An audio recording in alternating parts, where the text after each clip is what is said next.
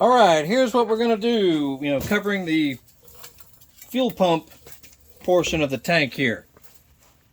All right, we've already drilled our little plate, and it doesn't have to be airtight or anything, but it just we don't need any of the liquid tank liner to come out from this end.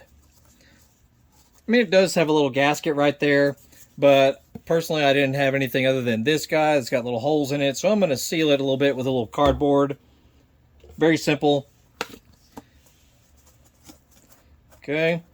We just used our drill press, after we marked the holes with the paint.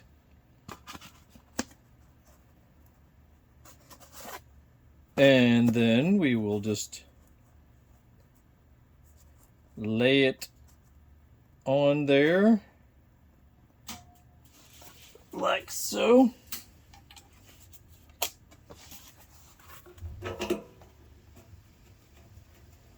Screw them on by hand.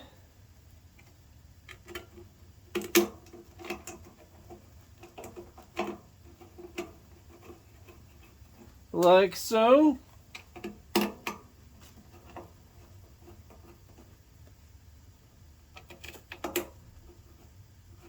No big deal.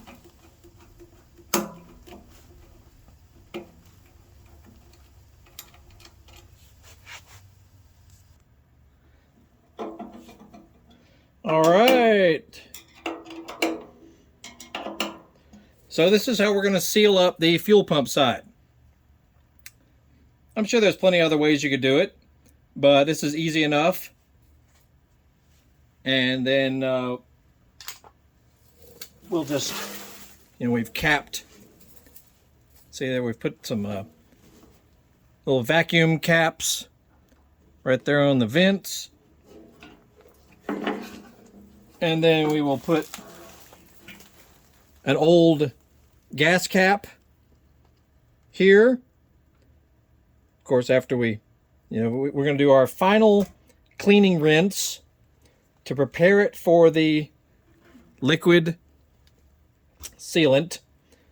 And, the instructions are very thorough with that. And and we've done a few tanks before. So it shouldn't be that bad of an ordeal. The main issue is to make sure that the inside of this tank is extremely clean. No oil, no solvent, no grease, no petroleum residue, nothing left in there when it's time to do the liner. And of course you start, with it very dry. And but just follow the instructions on the cream directions on the side of the bottle. They even include a nice little sheet with you that'll tell you how to do it all. And that will be the final step, basically, to get this baby ready for use again.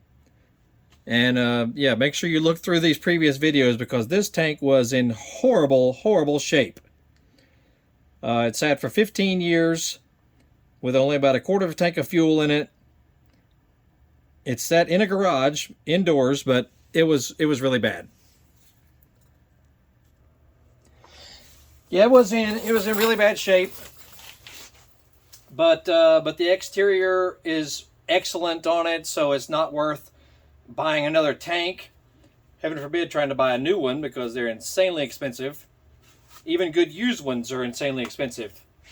So what we had was good to do this restoration on, and so we're tackling it. The something to note is it's not a quick process. If you're trying to restore a motorcycle gas tank, it's not some little quick thing that you're going to tackle in one afternoon or something. It's going to take several days. Sometimes it might take a full week to do it properly, which is the key word there. To do this properly so that you won't have to do it again. Yeah, it's kind of time consuming. But that's it. We're getting ready to do this final portion and seal her up. And we're also going to do the fuel pump. There are other videos on that, as far as rebuilding the fuel pump, because the pump itself was not working at all. It's totally seized up. So we probably won't do a video on that because I already looked through YouTube and there's tons of those out there.